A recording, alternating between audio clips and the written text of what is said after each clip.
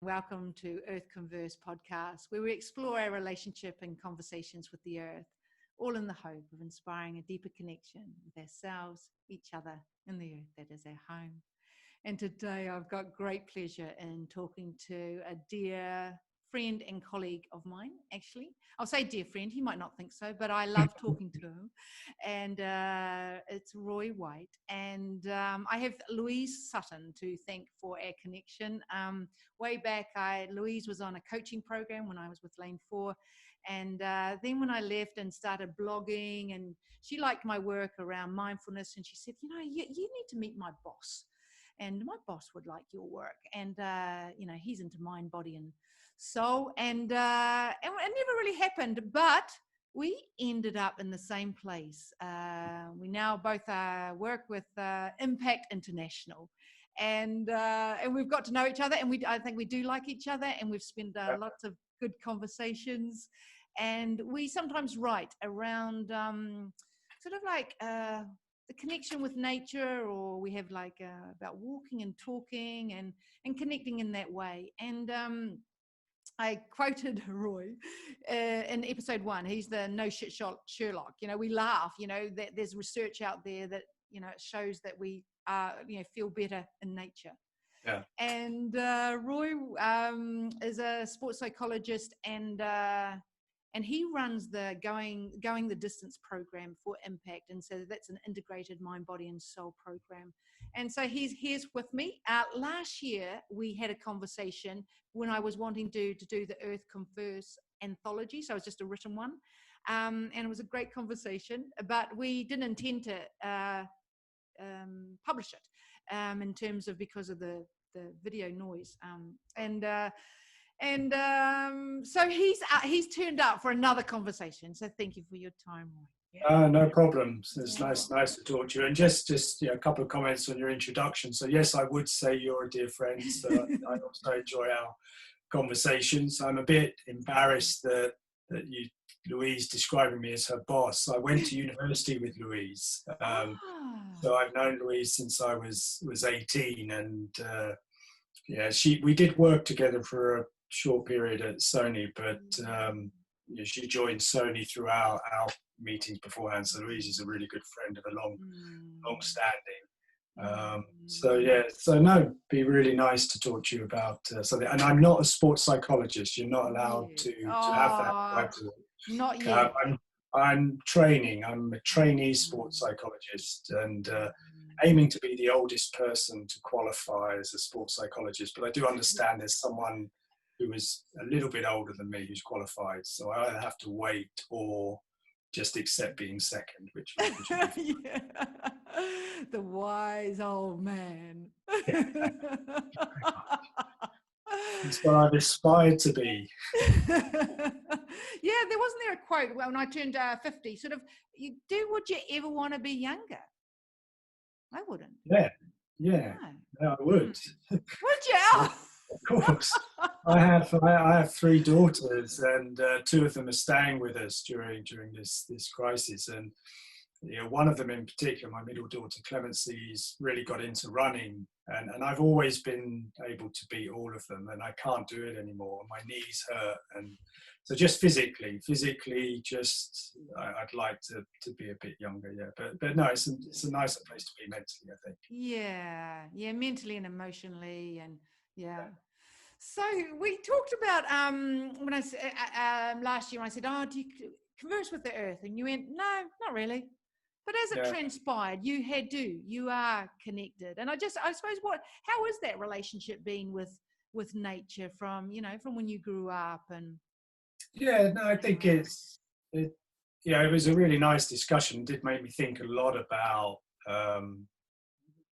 being in nature, or being part of the environment, maybe. So, I'm from London. I was born in Wembley, and lived in London until I was about 3, and then we moved. My mum and dad were very young. They were 17 when I was born, and by the time I was 5, I had 3 brothers. in London, it was impossible to get somewhere to live. And around that time in the UK, there's a lot of London overspill towns being built up. So we ended up in Norfolk, a place called Thetford, not far from Norwich. And although we lived in I would call it a small estate, not a particularly big estate, that our back garden backed onto a factory, all around us was Thetford Forest, the sort of a lot of woodland, scrubland. The army used to, I don't know if you remember the UK programme Dad's Army. Oh, yeah. Okay. But that was My dad filmed. loved it. Oh Yeah, God. no, that was, oh, thank you. That's No, we all loved it. No, Dad inspired us to love it.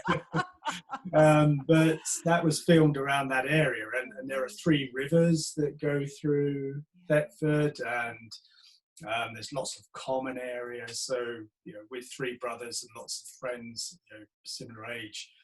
And at the time, this was in the 60s, from the age of 3 till 10 when we lived there, we spent all of our summer holidays, all of our weekends just roaming around that area. And I look back and I just think also at school at that time, they would take us to the woods. And you remember as a kid getting really excited about, going into the woods and wanting to learn, what the trees were, and, noticing the beetles and the insects. And we used to, in our school, I remember we had an old fishing bowl that was full of earth, and it had an ant's nest in it, and you could see the tunnels. So I think, I didn't grow up sort of in a rural environment. I still see myself more as a sort of a Londoner, but that was a pretty formative time, and lots of really, you remember in the winter it always seemed to snow all the time. In the summer it was always hot, which of course it wasn't. But lots of really nice memories of sort of being out, swimming, learning to swim in the rivers. In those days, a lot of towns, the swimming pool was just a cordoned off part of a river. So this makes me smile now. People going out wild swimming, that's what we did all the time. I think from that, and then we moved to another over. In the roaming. So this is roaming just as kids, like the parents. We just naturally gravitated to out there and out of the way and come back with muddy faces and. Yeah, we weren't quite feral. We did get up to stuff. We would steal various fruits and apples, and we'd do stuff that kids would do, but nothing too bad. But we would just be out and picking stuff, looking for stuff we could eat, looking for building dens, doing that kind of thing. So that I've got very, very good memories of. And then we moved to Basingstoke, which is another overspill town, but that's a little bit more built up, and we didn't really go out much into the countryside then. And so I wouldn't say I had much of a relationship, certainly with nature, what we would call typically nature. But you would have done your football and but did it become sort of more outdoor exercise or something? Yeah, and that's why I used to run cross country for the school and play for, and I always enjoyed weather. I've always, I don't think there's anything better than playing sport or running or doing something that's physical in rain, in that sort of cold rain. No, it's just there's something that just brings you to life. And I remember, at school when we first started doing A-level English, Wordsworth and D.H. Lawrence and the way that they describe nature. There are lots of things there that resonated, and I don't know where it came from. I don't come from a background where we had lots of books and stuff, but it resonated. That sense of what it feels like when you just have those elements, with you. So there was that. That's lovely. That's lovely. I went out on a bike ride the other day, and we just got caught in the rain, and it was just absolutely soaked. But it was sort of like, it was so memorable, we felt more alive than ever. Yeah. We've had, strangely, I live in the Lake District now, and or near the Lake District, more in the Yorkshire Dales, but we've had brilliant weather the last 10 days, and actually running or doing something outside in that weather is okay. It's nice, but it's so much better when you don't want it terrible, because it can get terrible here, but you just want it sort of a bit of a breeze, bit of a chill, and a bit of rain, and it just adds to it. I think you feel more at home in those things. But you're right, a lot of my stuff came then was I played a lot of sport, cricket, football, rugby, whatever, running, and always all of it was pretty much outdoors stuff. So you become aware of your environment then. Yeah, and now, and well, but like, I suppose it's sort of not even from there, So yeah, Basingstoke and keep going, because you travel a lot with your work. Yeah, I've lived in various places and had different sort of interactions with nature. So in Germany, I worked in Cologne for a few years, and there's that. Germany's, I think, got a very slightly bigger population than the UK, but maybe double the size in terms of landmass. So it doesn't take much to get out, and even in where we were, which was in Cologne, you're outside more in nature. And at that time, my children were younger, and that's when you almost go back to when you were a kid, because kids love nature. It's a natural thing. They love flowers. They love watching things grow. They love being outside in the snow, or they don't care, or being by the beach, or being by a lake. So there, it was great. We lived in Singapore, which was tough. You got 6 million people on a place, or 7 million probably now, on a place the size of the Isle of Wight. But even there, it didn't take a lot. There's sort of a little bit of a nature reserve. You've got the zoological botanical gardens there, and things like that. Did you seek it out? Did you seek it out? Sort of like again, because children or yourself? Yeah, mainly for the children. I think I was going through it was interesting. If you drew a sort of curve of your relationship, something we spoke about earlier, probably when I got into that, serious or the tough part of your career, when you've got your family life is getting busier, and you've got mortgage, and but then at the same time your work becomes busy, so it's a real pressure on you. And I think, looking back, I wish I knew then what I know now, and in terms of that, I wish I had spent a bit more time in nature, or a bit more time physically taking care of myself, because it was very stressful. And I learned probably in my mid-40s, early 40s, mid-40s, then I had the chance to, start to think about that a bit more. And that tied in. I lived in Japan for a couple of years, in Berlin. Berlin was great, because Berlin is an amazing city, because you've got just a brilliant city, and then literally 30 minutes away you're in lakes and woodlands. And so around that time I started to think a lot more about well-being and health, and what was the trigger? I think just looking for something. I'd always been interested in, I always used to say, if university is great, but it is a little bit wasted when for me anyway, when I was that age. I was much more interested in football, and doing as little as I could to pass my exams, and everything else was interesting. And I'd love to have that time again to study. I just find a different balance, and I would have studied sports psychology. I'd have done something in that area, which is why I'm doing it now. So I always had an interest, and I got into a position at work where I was able to have a bit more influence on things. And I read, I had a consultant guy called Jean Gomes, who we worked with, and we had a similar view on things, and we were talking about doing some work with universities in this area. And then we found the Energy Project, which is founded by a guy called Tony Schwartz, who is now famous because he wrote The Art of the Deal with Donald Trump, which he's absolutely so ashamed of now. But Tony was brilliant, and Tony and a guy called Jim Lower, who's a famous sports psychologist, had written a book about energy.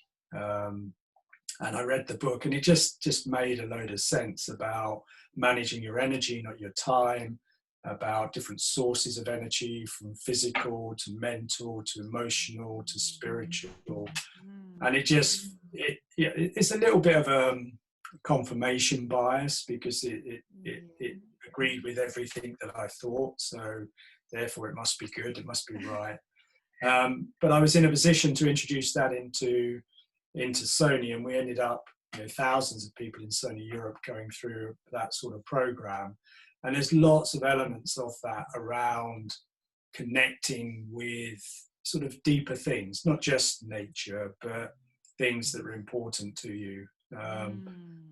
When you talk about the energy, we always used to do spiritual energy at the end, because you'd think that, and these were predominantly middle-aged blokes who were a bit skeptical of that sort of thing. And we thought we started off with spirit, they'd turn their noses up. But actually they really got it, because they were at that similar stage in their lives and careers, and they'd got to a point where they were saying, okay, I've achieved what I want to achieve. Is this it? Why don't I feel better? Why don't I feel, complete? Why don't I feel satisfied? And that's where the work that Tony had done, and Jean now runs Energy Project Europe with Tony. And it was really fundamental, and has sort of led me to go on to, expand the work a little bit with Impact. We have our own program, and it's led me into deciding to go back and try and become a sports psychologist. And then, as I got towards the end of my time in Sony, I'd worked with Impact a lot. I started then to coming up to the Lake District, and therefore being out, and Impact do some really great experiences for clients. So I found myself in the hills and in lakes, and in snow and stuff like that. And then I would say there I do sort of enjoy being outside. That's where what maybe traditionally people think of as nature.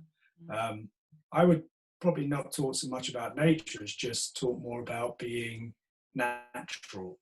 Sort of more. So it's not necessarily the fact that I'm not someone who I do.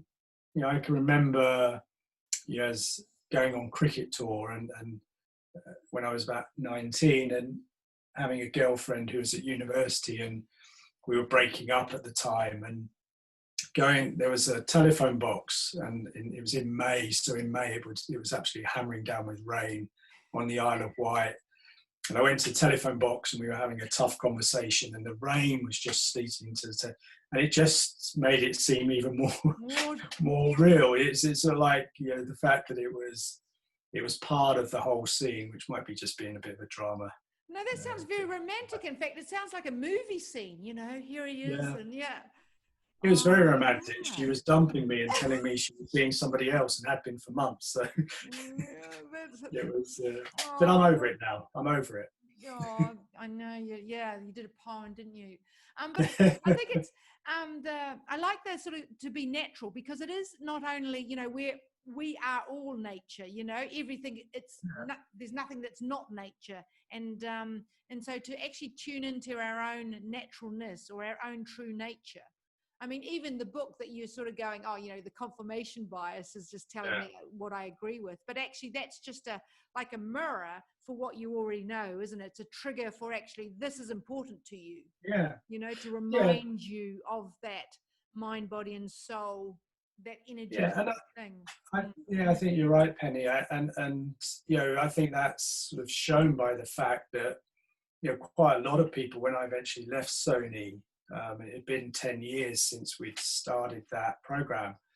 A lot of people said, that was something that really had an impact on them. It wasn't just another program. It was quite risky to do it, because it was nothing about, leadership as such. It was all around the individual, and it was all around recognizing that, that actually, and I think it's needed even more now in terms of people having to cope with so much. There's so much stuff going on. How do you cope with it? And I think you do have to go back to some basics about your natural state and how do you get back to a natural equilibrium. And it does mean some simple things around the food that you eat, how much sleep, sleep being, particularly maybe one of the most critical things. There's several books I've read since then talk really deeply about it. If you're going to say one thing to somebody about how to improve their life, get a decent night's sleep. Absolutely. My sister's just been here, and exactly the same thing. It is like the magical reset button, isn't it? Yeah. So it's about being back to, and then being aware of your natural reactions to things, which we all have a way in which we've learned to react to situations, and just being aware of that.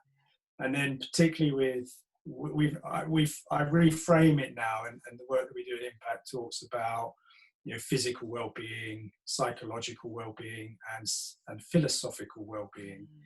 And the philosophical side is just that, and again, we're going through it a lot with people at the moment, what's important to you, and those things, and everybody, it's a common sense thing that what's important to people are family. It's family and friends, and it's not that car, it's not that bigger house. It is those sort of much more fundamental things. I was thinking actually in terms of the poem, Rumi said, "Don't seek for love, but seek to remove all the barriers you've built up against it." And I think that's the thing, isn't it? Through society, whose beliefs, whose reactions, and whose, like actually stripping down to who the essence of our own nature and and our own truth and our own reset buttons.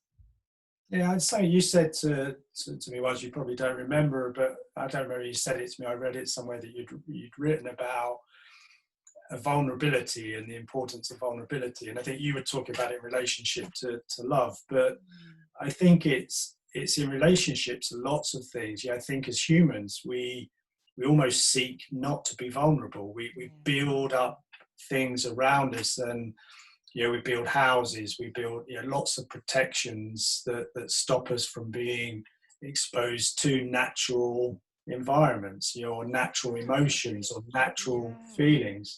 And this causes us problems because you can't stop them.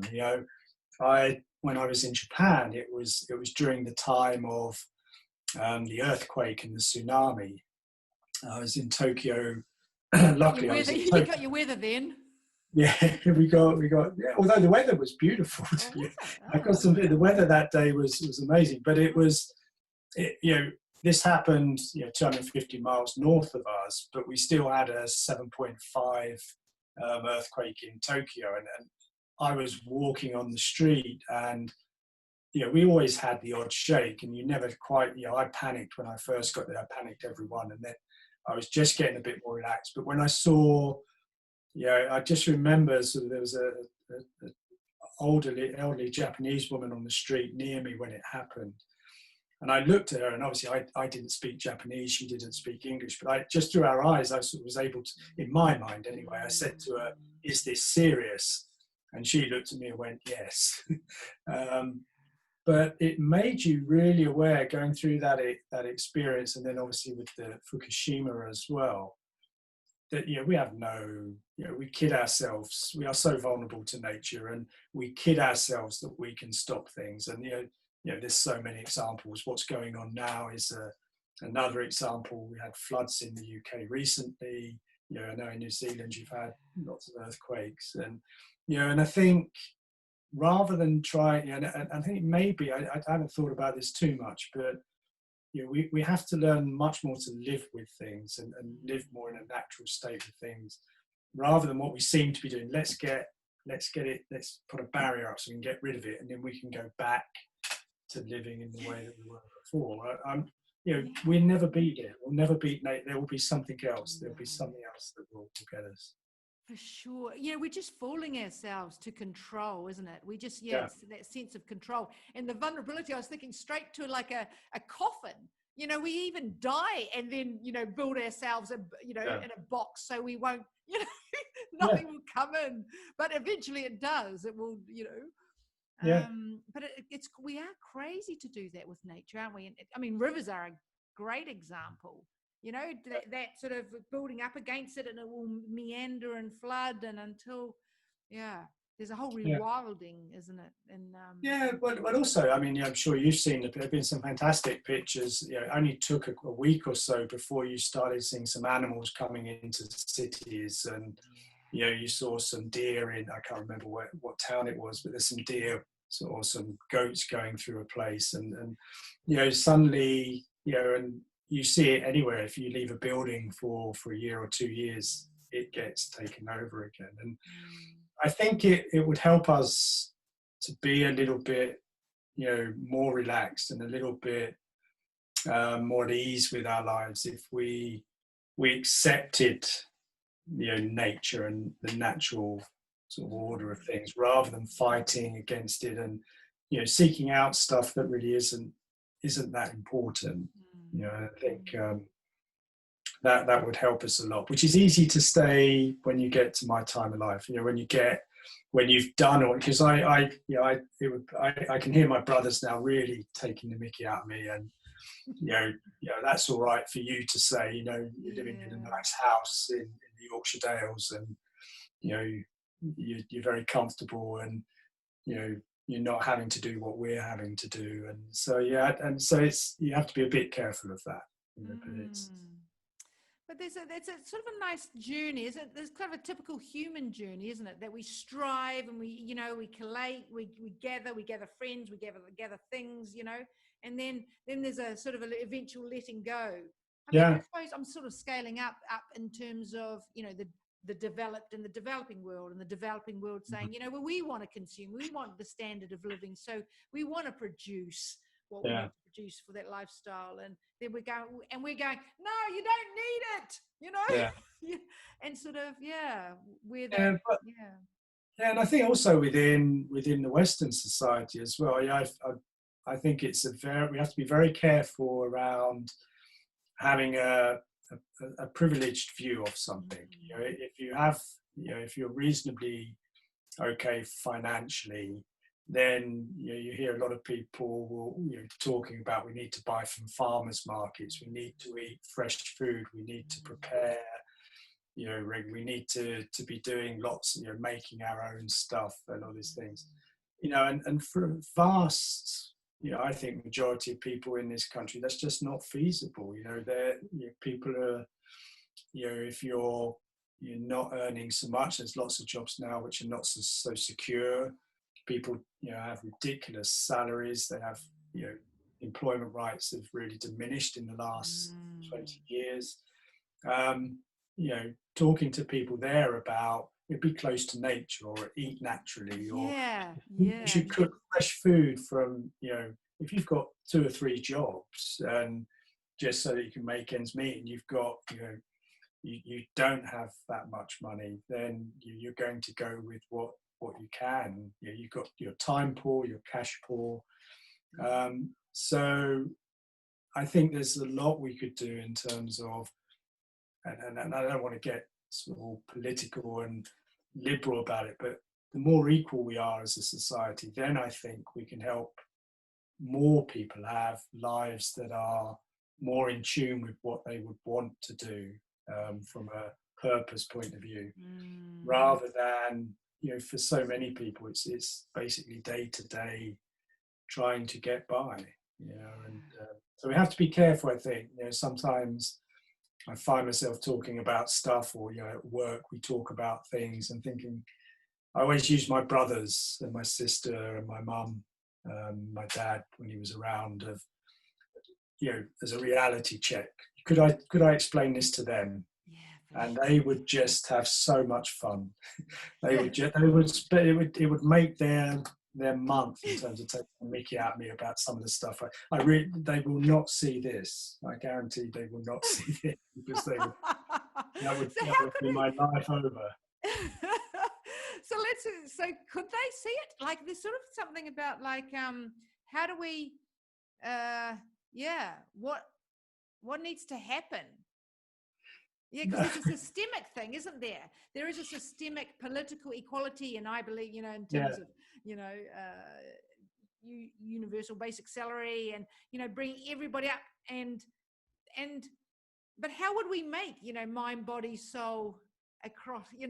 Well, I think it is across. I think there are people right across sort of all walks of life.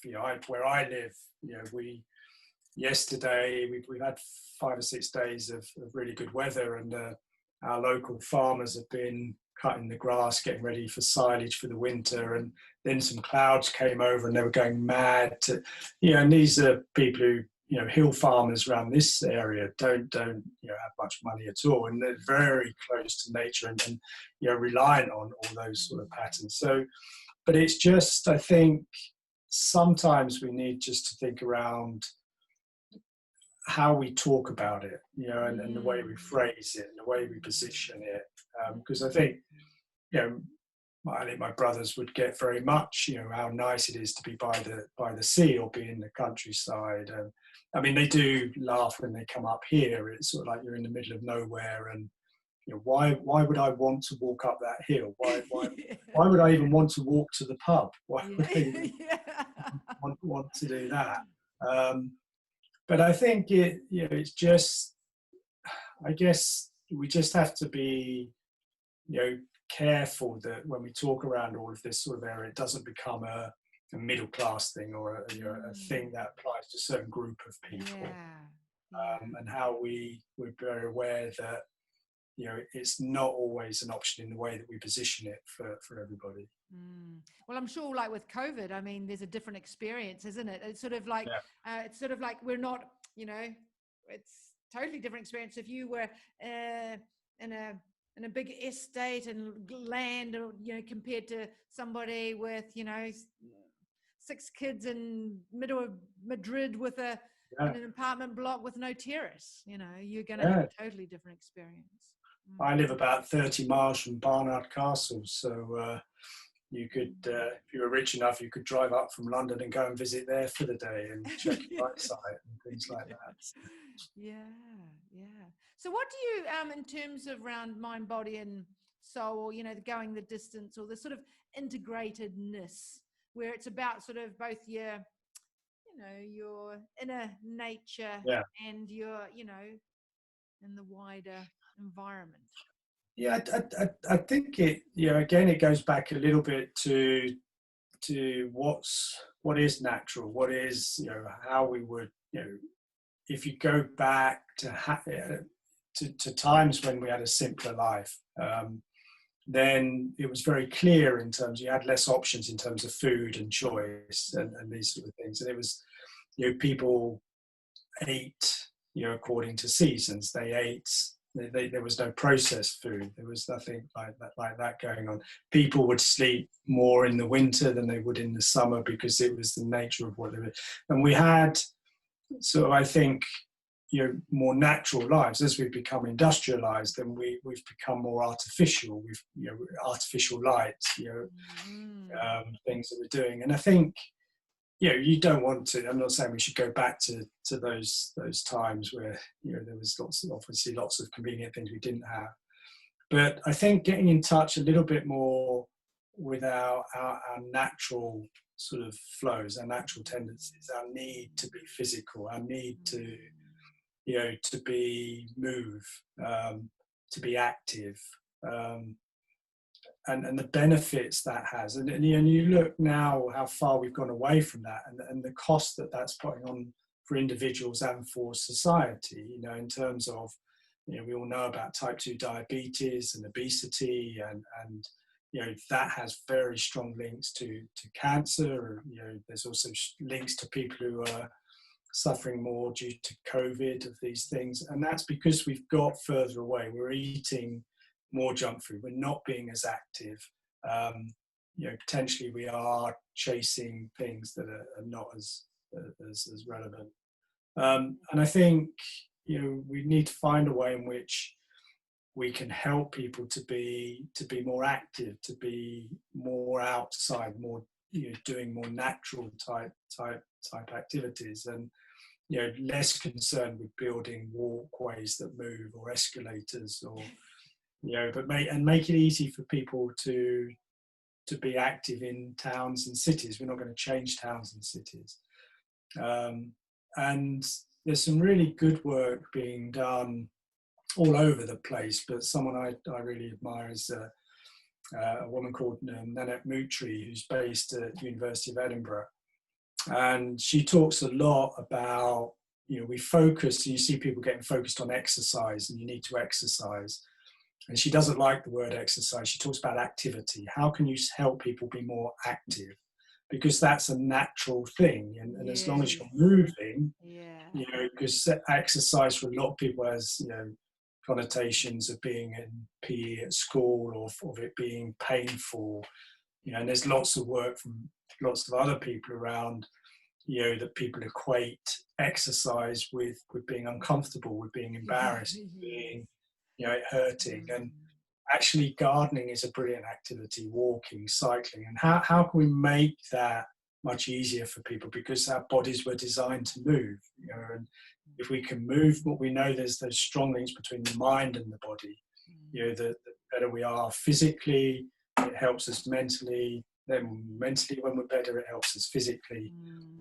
And it's just, I think one of the key things is how we can just help people have lives, particularly when they get older, as we live longer, that those last 10 years are not in ill health, that those last 10 years are time when you can really enjoy the fruits of what you've done, and just enjoy it. And so many people at the moment, when they get to that stage, actually reaping the rewards of not being being able to stay physically fit or mentally healthy.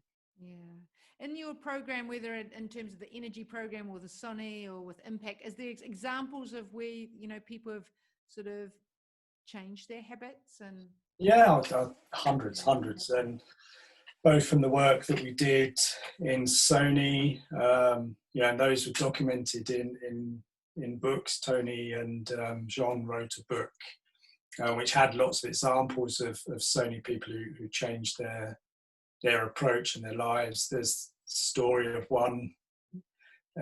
I got into a bit of trouble with it. I was head of HR for Sony Europe, and we had the 9-box grid of talent, which is performance and potential. And we only had one person who was in the sort of like high, really extreme high performance, but also had great potential. And that person decided to leave. So because they just felt they weren't doing work that they felt was meaningful, and they went and took a massive pay cut and became MD of a solar company, because there were very strong values around the environment. So it did. I think genuinely we can say lots of people, it triggered people to have a thought about it and to change their approaches to it. And like I say, I still get people referring to it 10 years on. So it's not magical. It's not, I really don't like going to conferences where you get, it was like this and we came along and did this, and now it's perfect. A lot of people would have thought it was a load of rubbish and a waste of corporate money.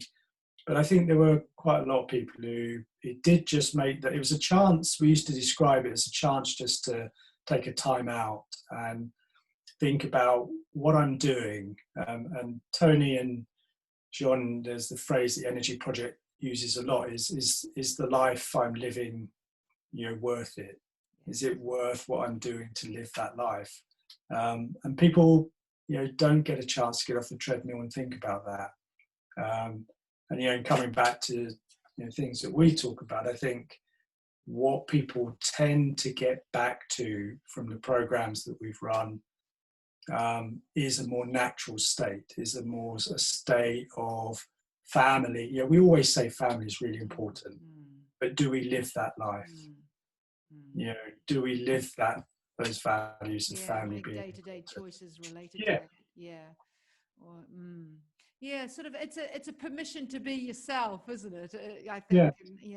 But I also think when the sort of the idea of when the student is ready, the teacher will appear, or that actually some point we need a crisis in our life, or like a dip or or I don't know, something that sort of wakes us up, that goes, well, Yeah. I want to search out, or what you're telling me is something I want to go for. And I probably, maybe it's the old distribution curve that, any course like that, some people will really do quite a significant change. I'll leave my job, or I'll do something. Yeah. And then the other ones make little lifestyle changes, and the other ones going, I'm not really ready. I don't really get it.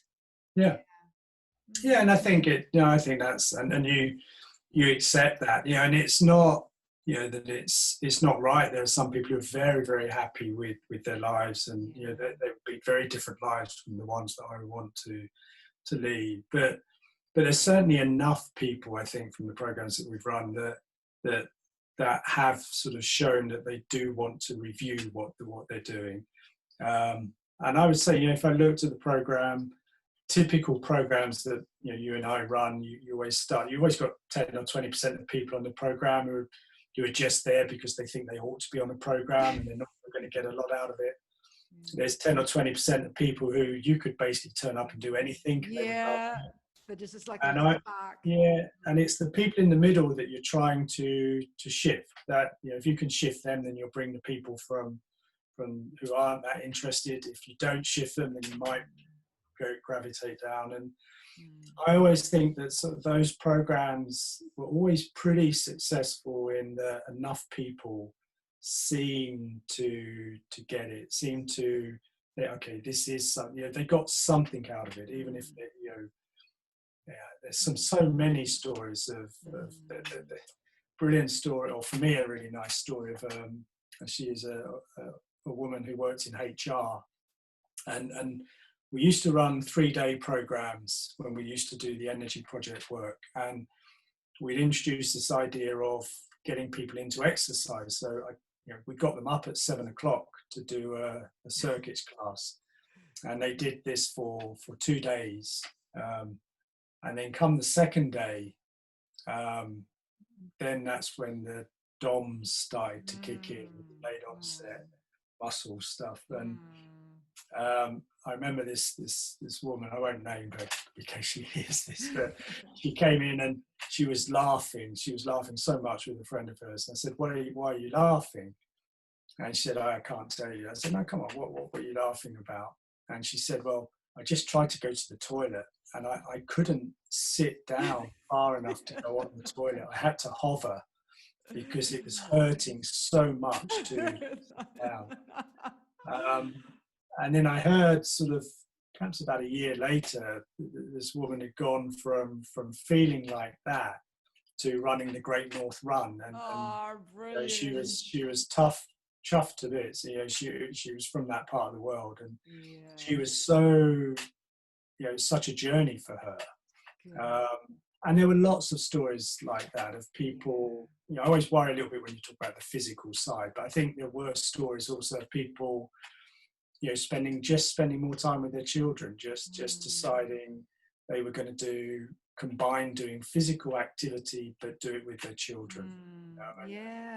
Just that combination. I remember, like they're taking some leaders up the hill to in the Lakes District, and talking about how to incorporate well-being in their lives, and one of them just says, like, I feel guilty if I do, but then realizing that actually that's, it's the old analogy of put your oxygen mask on before helping others. But by doing that, looking self-care, then him feeling good, and then literally involving the family of that, his family, and just the knock-on effect of that.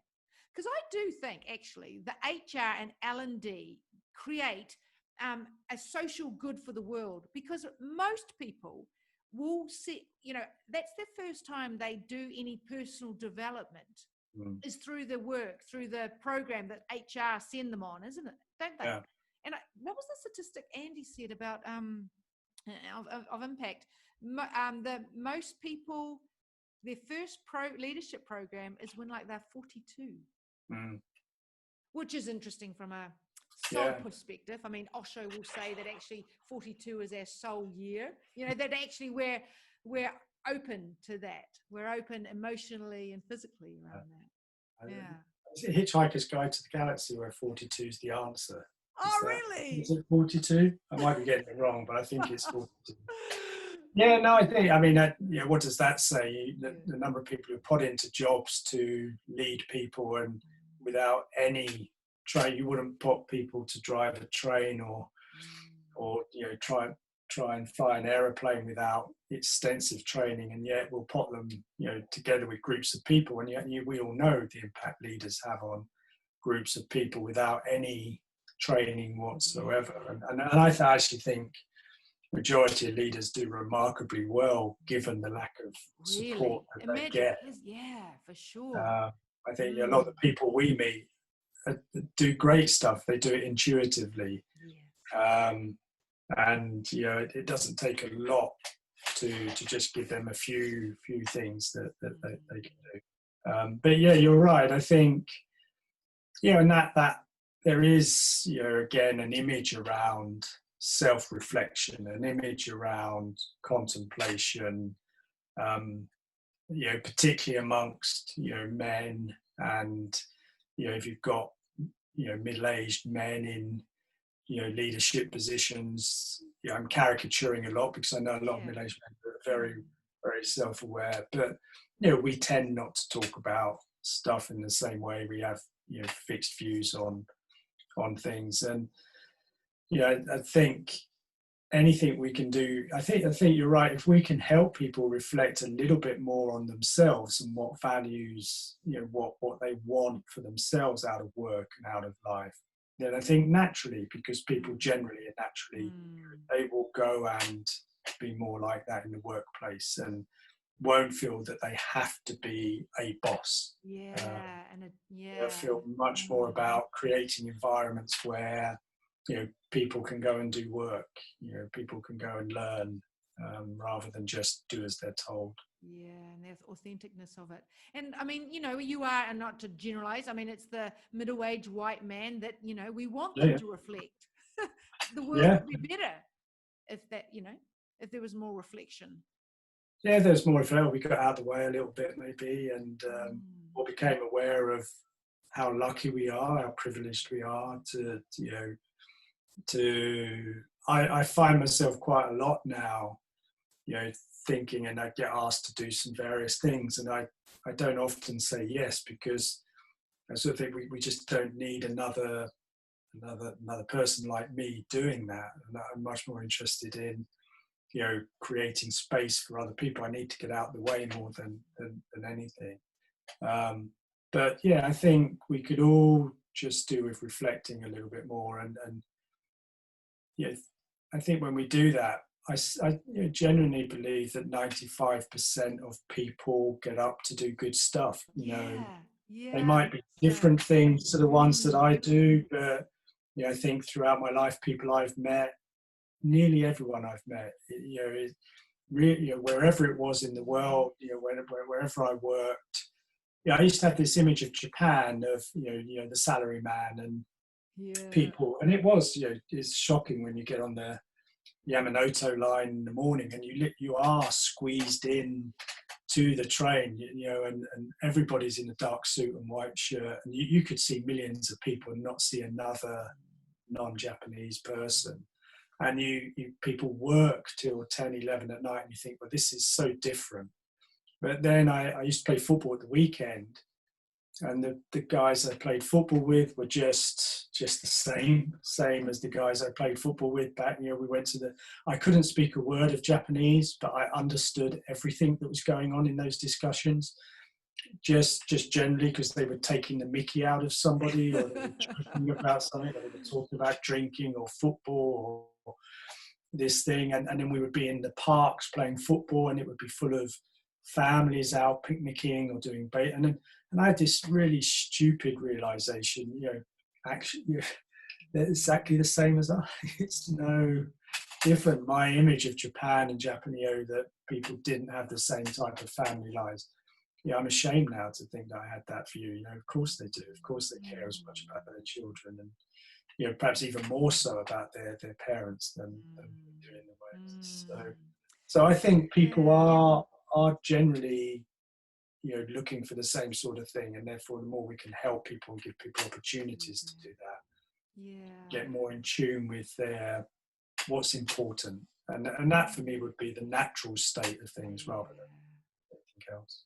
I love that. And I think it's, it's the, what is it? Albert Einstein said, the only thing we really have to do in life is to decide if it's inherently good or inherently bad. And, there is I believe in the inherent good, and there's this sort of the universal human story that we, love, and we want to be heard. We want to care for the people around us.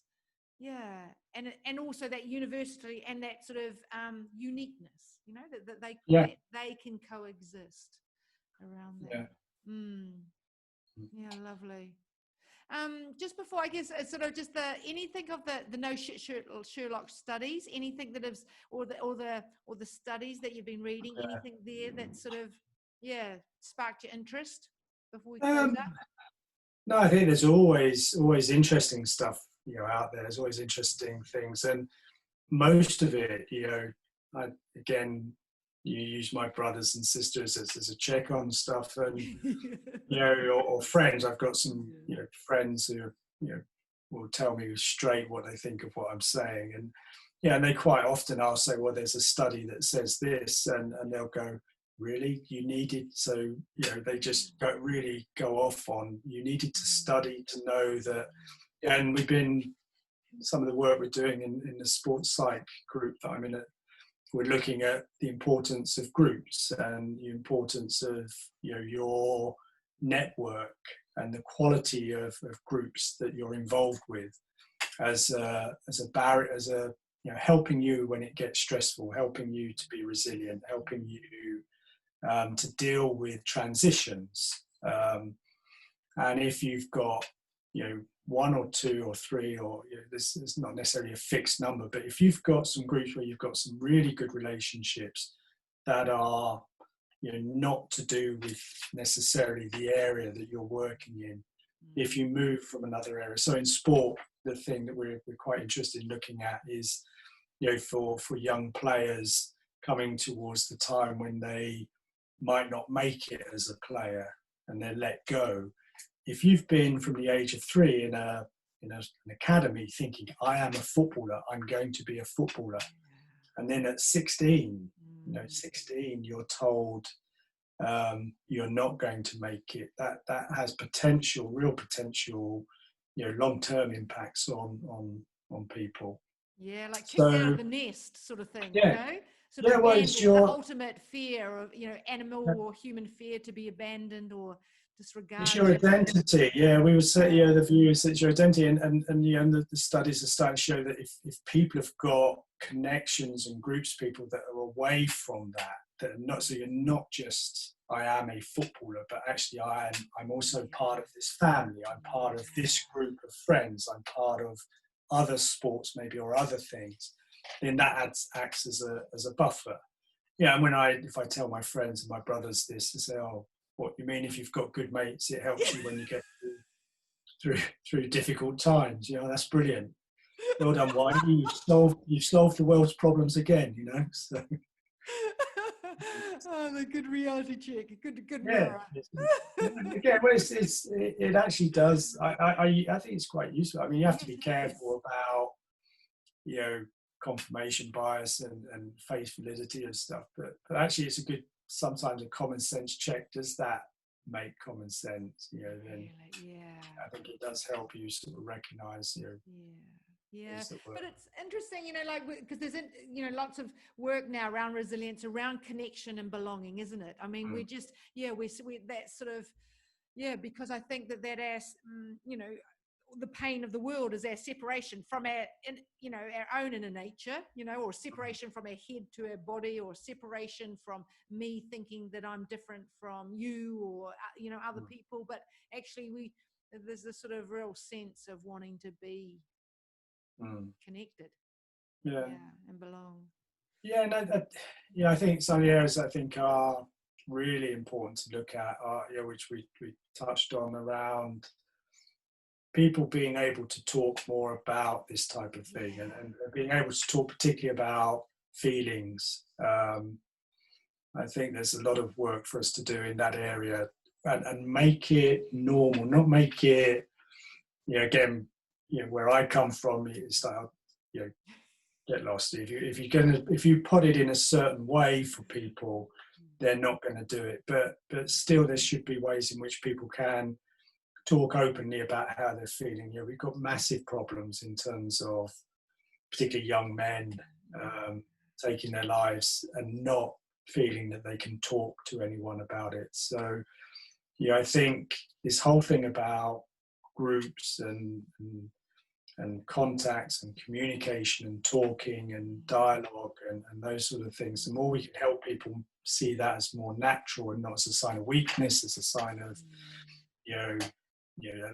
again, from, we see it as something that's the thing that a man doesn't do, then it will help. So there's a lot of things that we can do, I think, that can make a difference, which will just take us back to being a little bit more natural about things, which was where we started. Yeah, lovely circling back. Is there anything else before we close up? No, I don't think so. I think I've given my mates enough ammunition to kill me for the next 100 years. So no, I think I'm not going to give them any more. So no, thank you. Really enjoyed the discussion. It was really lovely talking to you again. Yeah, I love talking to you. And I'm going to send your mates the link. Oh yeah, you will never find out who they are. Don't worry. There's ways and means. All right, thank you, sir. That's just lovely. Yeah, thank you so much. Yeah, I'm going to put it here. All right. So we'll just pause there and see you back for the next Earth Converse podcast, and tell us what you think and what you need, because we want this podcast to be useful for you. And share it. We're on Facebook. We've got a Facebook page. Engage in that. We've got Twitter, Instagram, YouTube, and you name it. And go out, enjoy Earth, one conversation at a time. And thank you, Linda, for this beautiful nightingale bird song.